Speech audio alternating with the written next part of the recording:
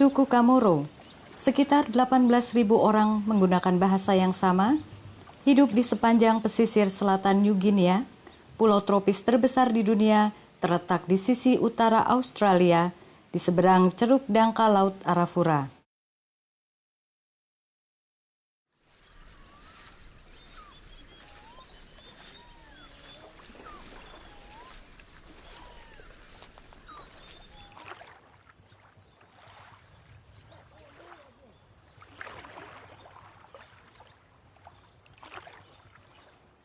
Hanya beberapa dari kampung-kampung Kamoro yang terhubung oleh akses jalan menuju kota baru Timika. Sisanya hanya dapat dicapai melalui jalur air. Perahu sampan merupakan alat transportasi utama. Terbuat dari satu batang pohon utuh dengan kayu tidak terlalu keras yang dilubangi. Perkakas logam membuat proses ini jauh lebih mudah dibanding pada masa lampau, di mana hanya tersedia peralatan dari batu.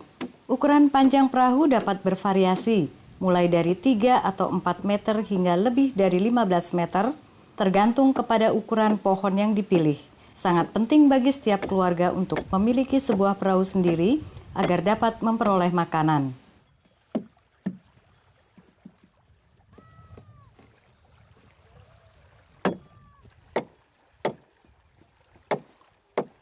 Kebanyakan orang Kamoro masih mendayung perahu mereka. Biasanya apabila memungkinkan mereka akan mengikuti air pasang untuk keluar cukup jauh dari daratan.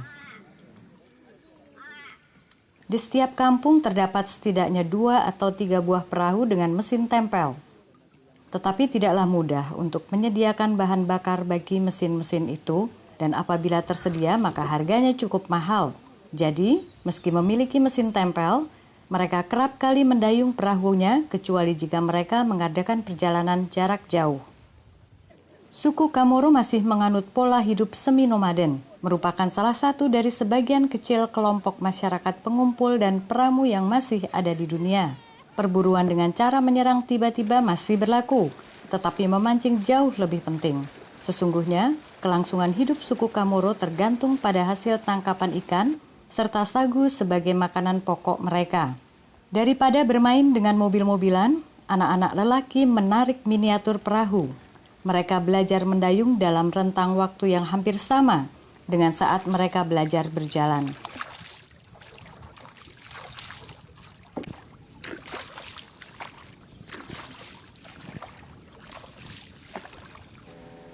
Kerabat dan teman-teman secara teratur melakukan perjalanan ke pantai untuk mengumpulkan makanan dari lingkungan mereka yang berlimpah dalam sumber daya alam.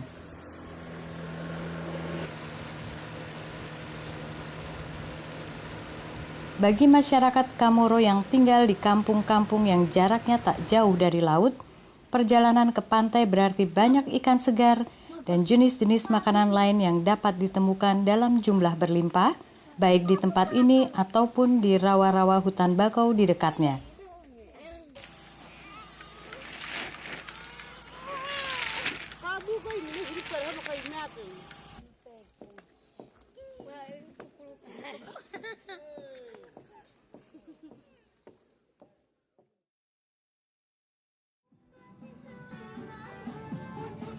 Sebuah kota bernama Timika telah ada sejak tahun 1970 sebagai akibat kehadiran PT Freeport Indonesia, sebuah perusahaan tambang raksasa. Kota ini menawarkan berbagai peralatan modern seperti jaring pancing dan pakaian, termasuk permintaan pasar yang tak pernah cukup akan ikan dan hasil produk lain dari tanah Kamoro.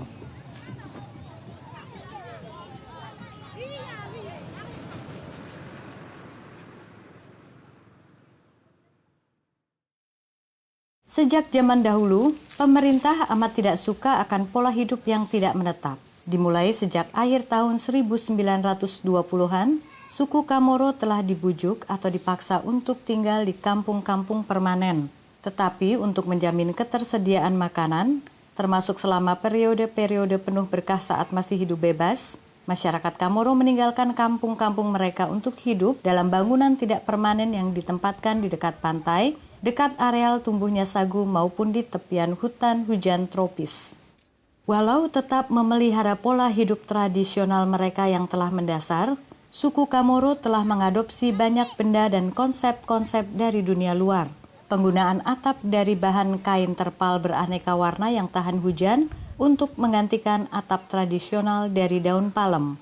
Hidup dalam bangunan sementara memperlihatkan hal penting apa yang masyarakat Kamoro pertimbangkan, tradisional dan modern. Semua orang hingga anak-anak kecil mengenakan pakaian yang dibeli di toko. Kini, kapak logam sangat diperlukan untuk merobohkan pohon yang lebih besar, sementara hidup akan lebih susah tanpa parang yang multiguna. Tidak ada hal dari dunia modern yang telah menggantikan penjepit arang. Akan tetapi peralatan dapur lainnya adalah barang belian, termasuk peralatan plastik yang ada saat ini. Tempat-tempat perlindungan sementara masih dibuat dari batang dan cabang-cabang pohon bakau, disatukan dengan ikatan tali dari tumbuhan merambat. Semuanya dapat ditemukan dengan mudah di sekitar rawa-rawa hutan bakau. Ketika seluruh bahan telah didapatkan, hanya diperlukan waktu sejam lebih untuk pembangunannya dengan satu kelompok yang terdiri atas beberapa laki-laki yang bekerja bersama. Orang-orang Kamoro lebih senang jika bekerja dalam satu kelompok untuk hal apa saja.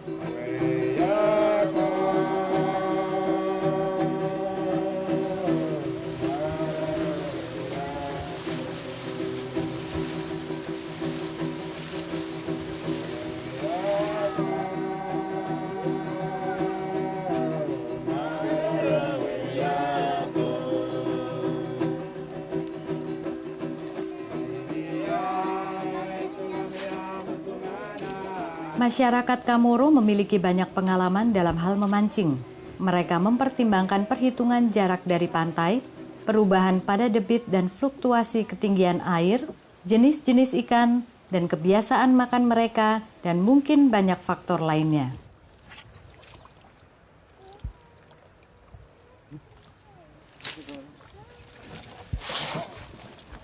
Jaring ditarik dengan hasil tangkapan yang tak karuan.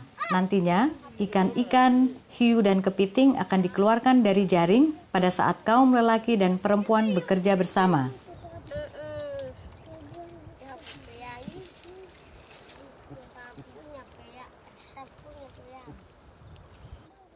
Hal ini terlihat bagus.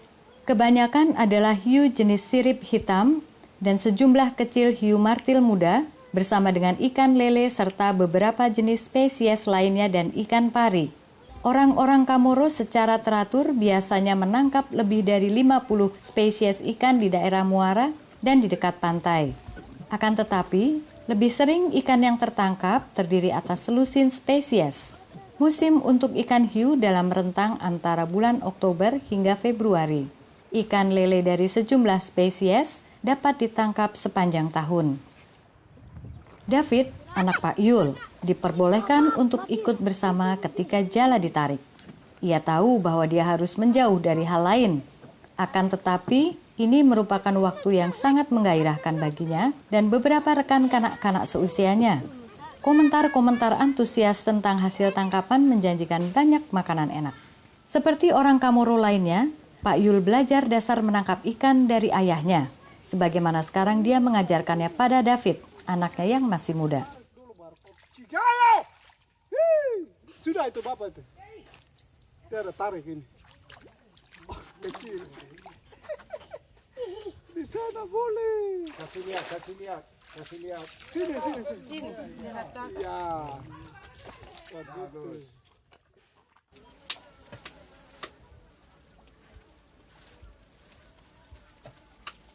Meski jala tersebut adalah milik Pak Yul dan dia menebarkan jala itu hanya dengan bantuan beberapa lelaki, hasil tangkapan dibagikan di antara seluruh keluarga yang ikut bersamanya. Mereka semua adalah kerabat dekat atau teman baik. Jala bisa saja beberapa kali diperbaiki, hingga setelah pemakaian beberapa minggu atau bulan secara terus-menerus, akhirnya dibuang dan jala baru pun harus dibeli.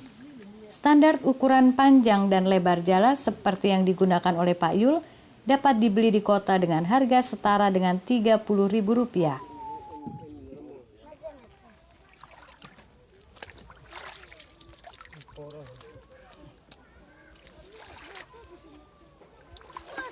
Hewan-hewan berukuran besar langsung dipotong-potong segera setelah dilepaskan dari jala. Dagingnya disayat-sayat tipis untuk memudahkan proses pengeringan. Tergantung banyaknya sinar matahari, irisan daging kering dalam 2 hingga 3 hari. Ikan asap mungkin sedikit lebih sulit untuk dikunyah. Tetapi orang-orang Kamoro tidak peduli akan hal ini dan menyukai rasanya. Ini akan disimpan untuk beberapa minggu.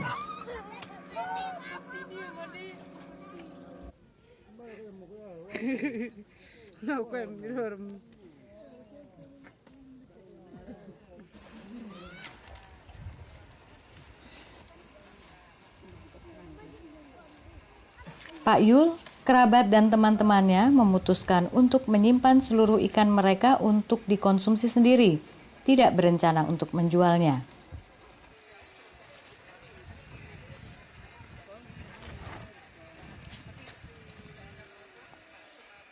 Semua orang menyimpan bagian sirip hiu.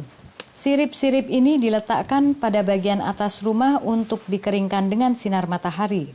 Jika tidak memahami selera orang-orang Cina, sirip ikan hiu ini pastilah sudah dibuang. Di Pasar Timika, sirip ikan hiu dengan ukuran seperti ini dijual setara dengan harga 15 hingga 20 ribu rupiah per kilo.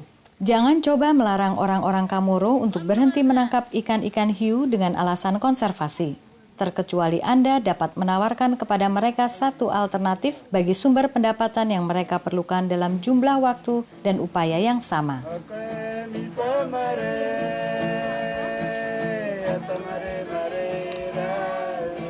Mayoritas masyarakat Kamoro tinggal di kampung-kampung yang letaknya berdekatan dengan laut. Mereka tinggal dalam rumah permanen dan memiliki banyak sumber makanan di sekitarnya. Lokasi dekat pesisir dan muara menyediakan lokasi pemancingan ikan terbaik, jauh lebih berlimpah ketimbang di pedalaman.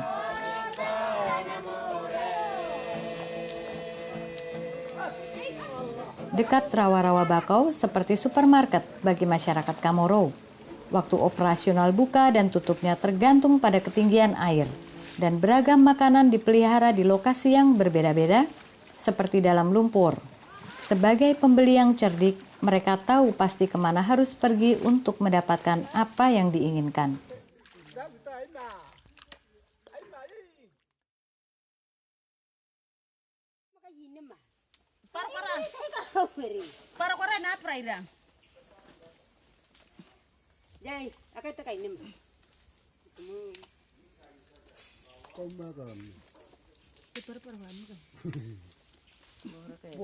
Kepiting bakau adalah lezat dan berharga tinggi di Pasar Timika.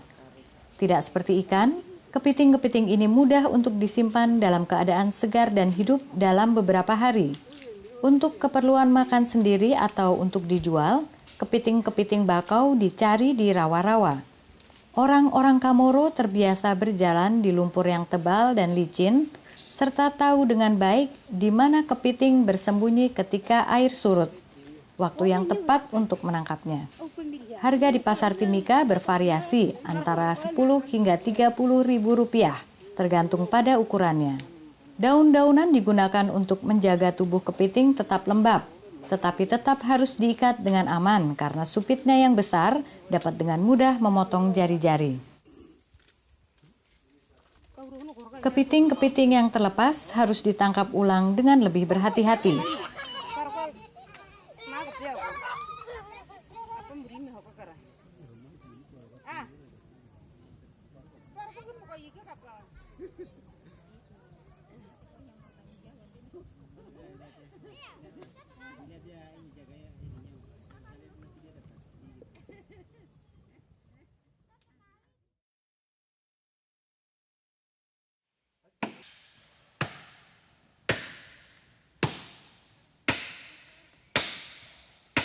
Dengan penuh semangat, biawak-biawak yang cukup besar itu diburu sebagai makanan dan bahan pembuat kendang.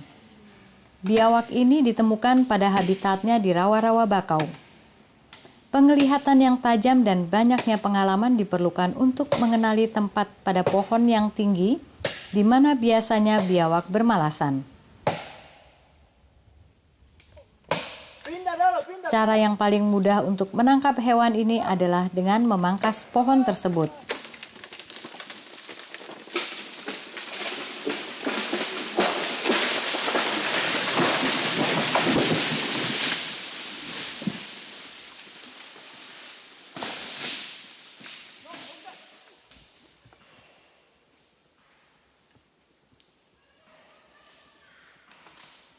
Biawak ditangkap oleh tangan-tangan terlatih ketika dia jatuh dari dahan.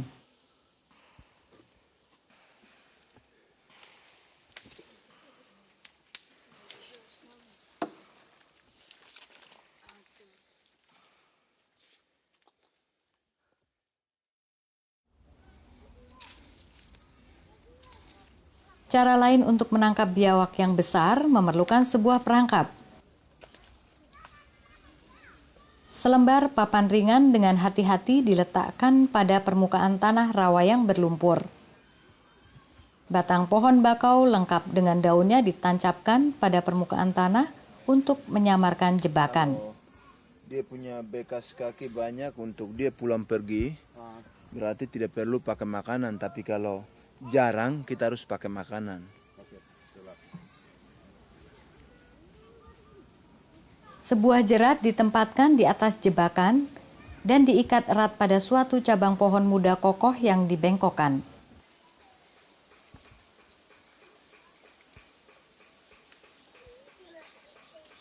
Ketika salah satu dari cakar depannya tersangkut jerat, biawak tetap tergantung hingga seseorang memeriksa perangkap.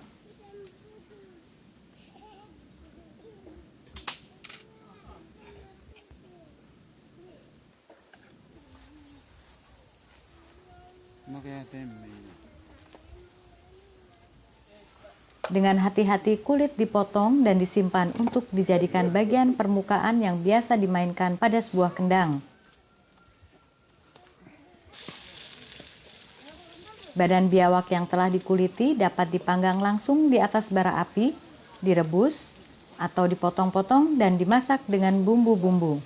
Bagian ini menjadi tambahan makanan yang lezat bagi orang-orang Chamorro.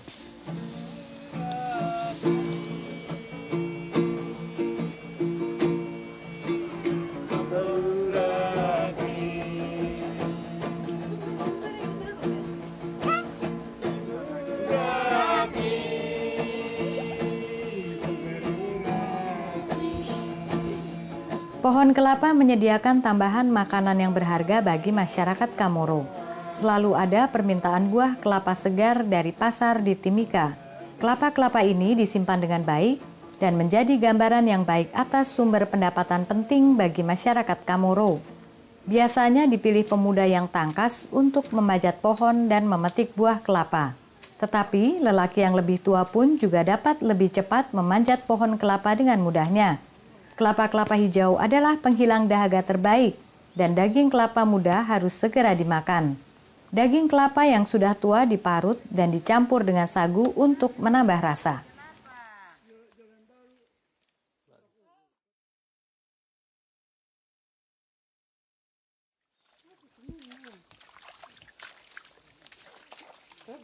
Terdapat ratusan jenis kerang yang berbeda di pantai dan di area bakau.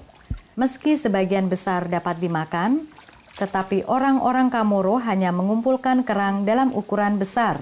Kerang-kerang ini dapat ditemukan tidak jauh dari pantai pada rawa-rawa hutan bakau.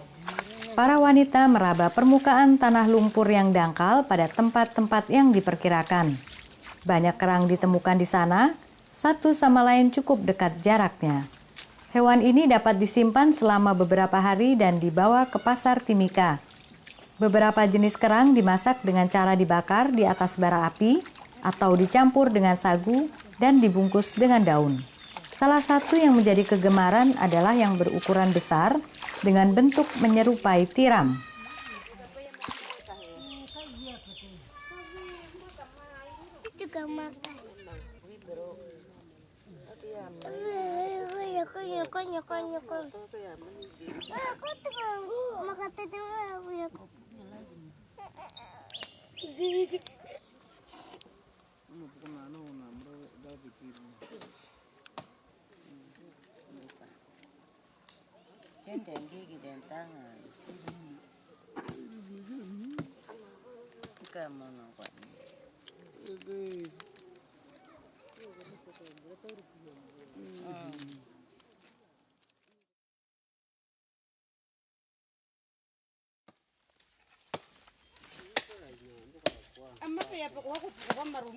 Jenis kerang lainnya dalam bentuk yang sama sekali tidak menyerupai tiram. Meski kerang ini termasuk dalam kelompok yang sama karena memiliki 2 cangkang di salah satu ujung badannya, orang-orang Kamoro akan dengan segera mencari hewan ini, dinamakan tambelo.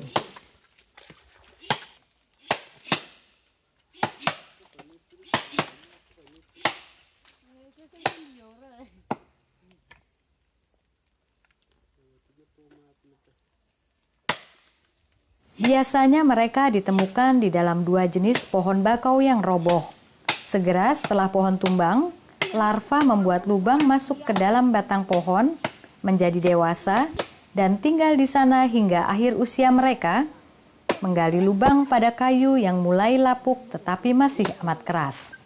Orang-orang Kamoro tahu dengan tepat batang kayu mana yang berisi tambelo. Batang pohon ini dibelah untuk mengambil hewan-hewan yang ada di dalamnya. Banyak yang langsung dimakan. Mereka menganggap ini sebagai makanan yang sehat, obat manjur bagi banyak ragam penyakit atau ketika terasa kurang sehat. Tambelo juga disebut sebagai pembangkit gairah seksual seseorang. Mereka termasuk kerabat hewan jenis cacing cambuk yang biasanya membuat lubang pada kayu-kayu kapal. Tetapi meski bentuknya terlihat panjang, cacing yang kurus, mereka bukanlah cacing. Rasanya cukup enak, menyerupai tiram mentah yang lembut dan manis. Tambelo tidak akan disimpan dalam waktu lama, harus dikonsumsi pada hari yang sama ketika mereka dikumpulkan. Hewan ini dibawa pulang ke kampung dalam wadah kulit kayu dan ditutupi dengan dedaunan.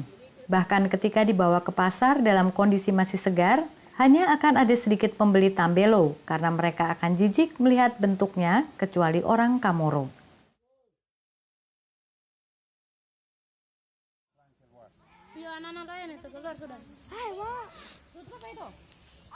Sementara kebanyakan makanan orang Kamoro diperoleh langsung dari alam, beberapa dari mereka juga mempraktekkan pertanian dalam skala kecil.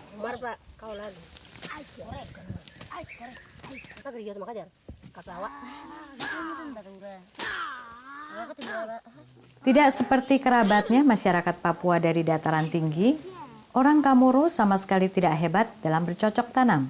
Tetapi kini mereka berkebun setelah beberapa generasi diberdayakan oleh pemerintah dan gereja.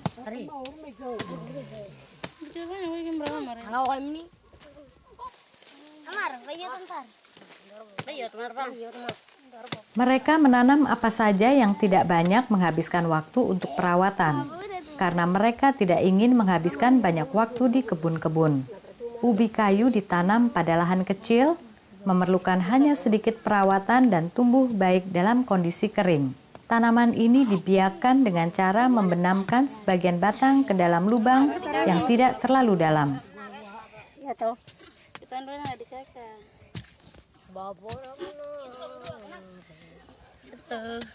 Ubi kayu menghasilkan akar dan daun yang dapat dimakan.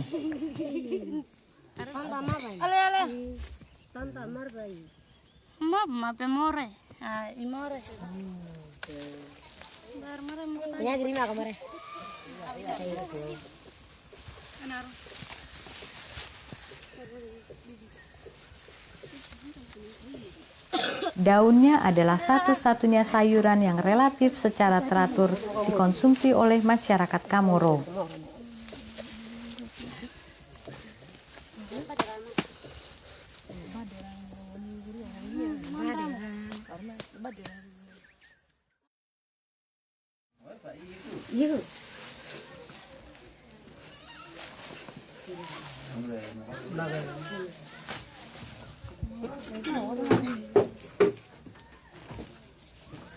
Terdapat beberapa cara untuk memasak daun ubi kayu, biasanya dengan tambahan bumbu.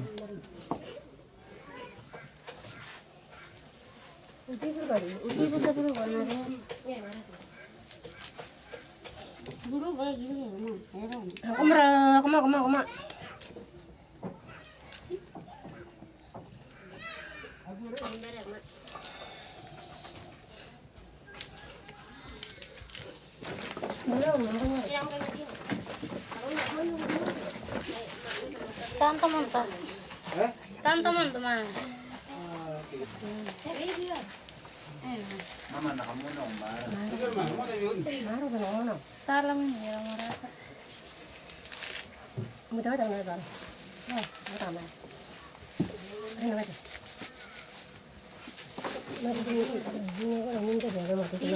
Ini orang cukup mana-mana harus. Di gedung mana? Kami sana kan. Ini presta ini.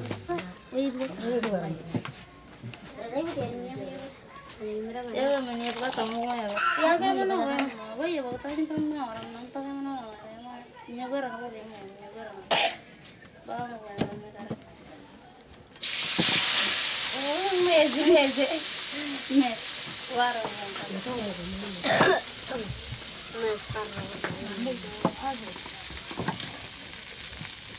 mama kan saya mana beda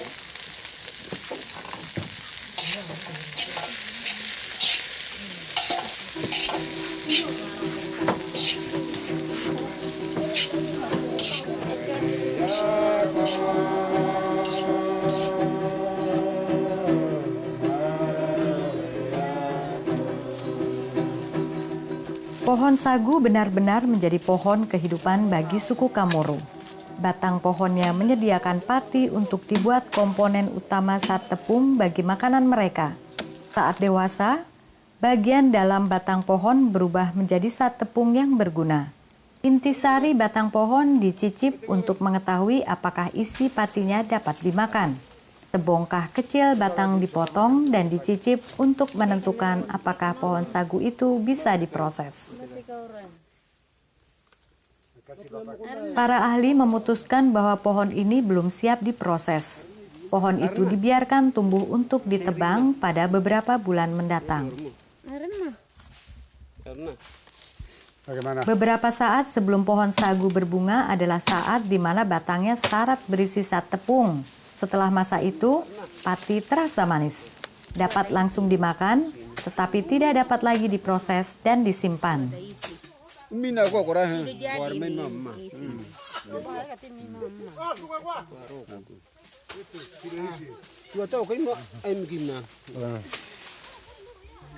Aduh, ini sudah sagu.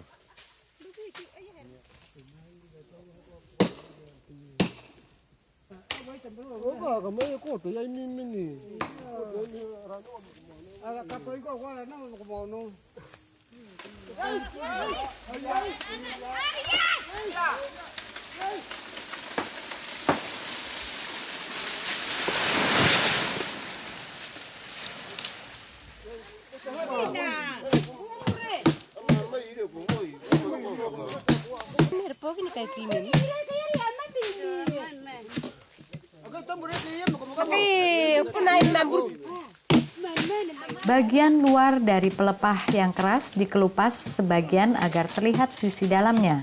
Bagian batang pohon tersebut dibiarkan tetap melekat agar menjadi semacam wadah yang menahan bagian dalam saat proses berlangsung. Bersamaan dengan pati yang sangat berguna, batang pohon mengandung serat selulosa yang tidak dapat dimakan. Digunakan alat pangkur khusus yang dinamakan wapuru untuk menghancurkan bagian dalam batang pohon. Sebuah gelang logam bergerigi direkatkan di ujung bagian penumbuk pada alat pangkur, diayunkan dengan tepat mengenai sasaran pada bagian inti pohon. Daun-daun sagu dibuang dari bagian tengahnya dan dijadikan palung untuk memproses sagu.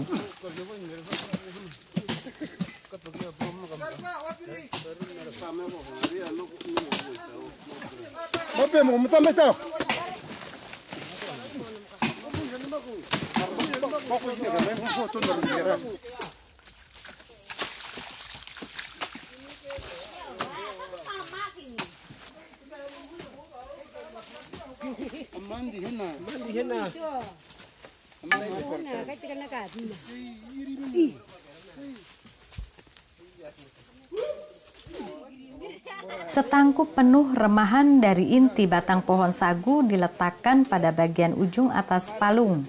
Air dituangkan pada remahan tersebut untuk melarutkan zat tepung yang terkandung di dalamnya. Campuran air dan remahan yang lunak diperas bersamaan di mana air yang membawa larutan sat tepung akan mengalir melewati saringan yang menghalangi serat-serat kayu yang tidak dapat dimakan.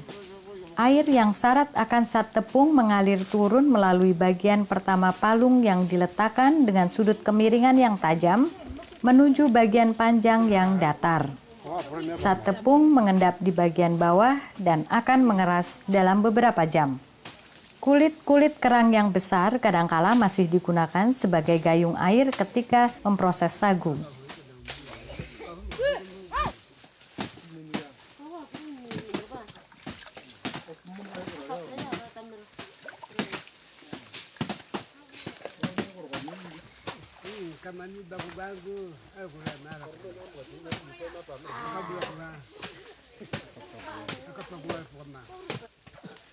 Sebagai kudapan yang cepat saji, gumpalan sagu yang keras diletakkan langsung di atas bara api.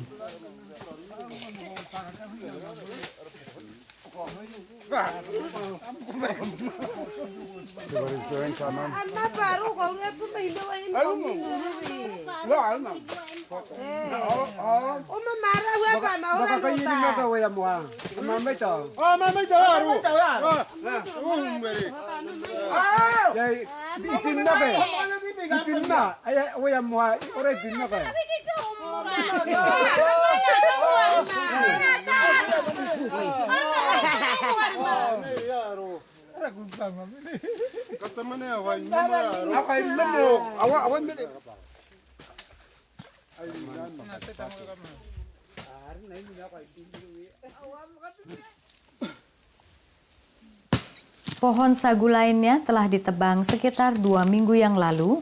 Pohon ini dibelah untuk melihat jika sudah ada ulat sagu di dalamnya. Sejenis kumbang tertentu meletakkan telur-telurnya pada batang pohon sagu yang roboh. Larva yang bertumbuh ini dapat dimakan mentah atau matang.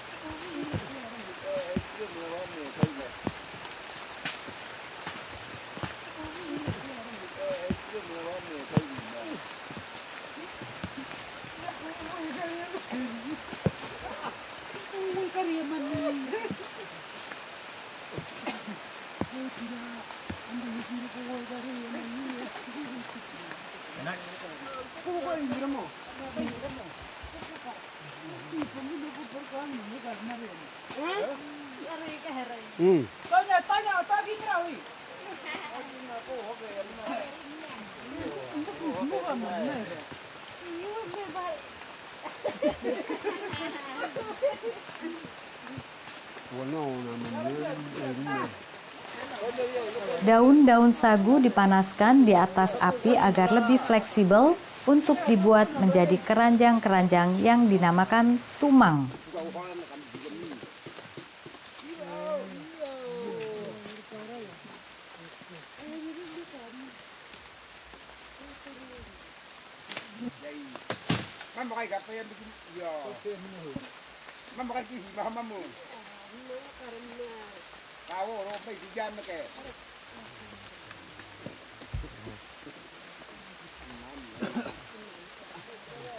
Air di bagian atas sagu ditumpahkan keluar dan sat tepung yang padat diambil dari palung dan dibungkus dalam tumang.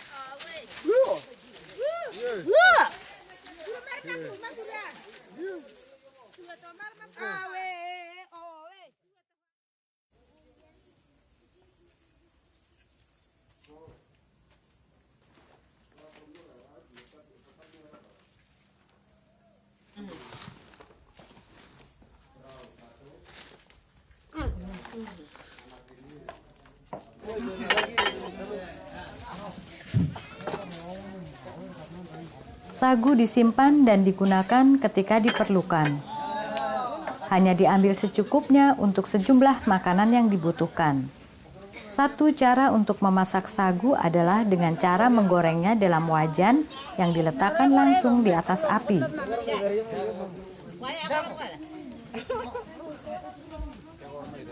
Kaya ko rin dari apa mau mama.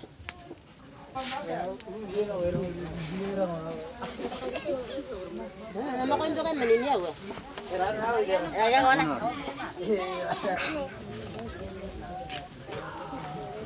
Amin makaro.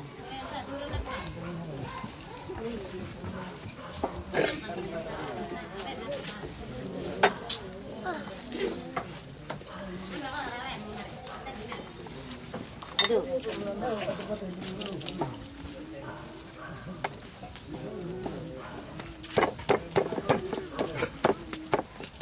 Enak orang. Harus sini.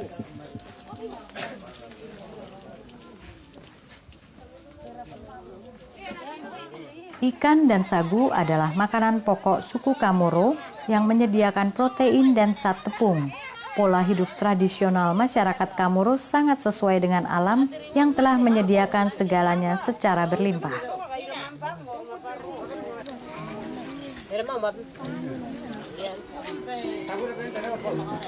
Tahu